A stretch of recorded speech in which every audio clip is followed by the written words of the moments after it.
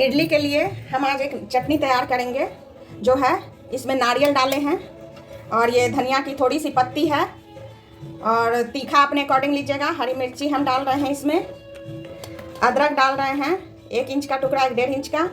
और इमली और नींबू के जगह पे ना हम अभी आम का सीजन है तो अभी हम आम डालेंगे। आम डाल के एक बार नारियल की चटनी ज़रूर बनाइएगा, बहुत टेस्टी बनता है, बहुत टेस्टी बनता है। तो ये सारा नारियल हम इसमें डाल दिए, मिर्ची हरी मिर्ची डाल दिए, आम डाल दिए, धनिया की पत्ती डाल दिए, अदरक डाल दिए और नमक डालकर इसको पीसेंगे, तब दिखाएंगे आपको।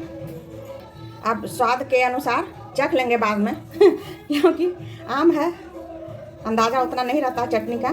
तो 2 चम्मच डाल दिए हैं और थोड़ा सा इसमें हम इसी चम्मच से आधा चम्मच काला नमक ज़रूर डालिएगा, स्वाद को इन्हेंस करता है ये चटनी में।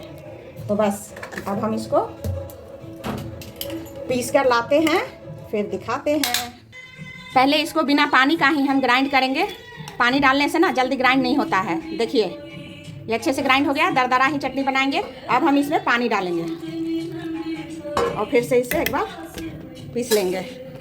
देखिए हमारा चटनी कितना अच्छा बनकर तैयार हुआ है, ये देखिए। बस इसको आप जितना गीला करना चाहें कर सकते हैं। हम थोड़ा सा जार को धोकर इसमें पानी डालेंगे और फिर राई और मतलब काला सरसों और करी पत्ता का छौंक लगाइए और इस चटनी को फ्रीज में रखकर आप 10 दिनों तक एंजॉय कर सकते हैं, खा सकते हैं पूरी पराठा, इडली, रोटी, दाल, चावल सबके साथ। बहुत टेस्टी लगता है। एक बार आम डाल के नारियल की चटनी ज़रूर से बनाइएगा। ये देखिए हम जार धोकर इसमें इसको डाल दिए हैं।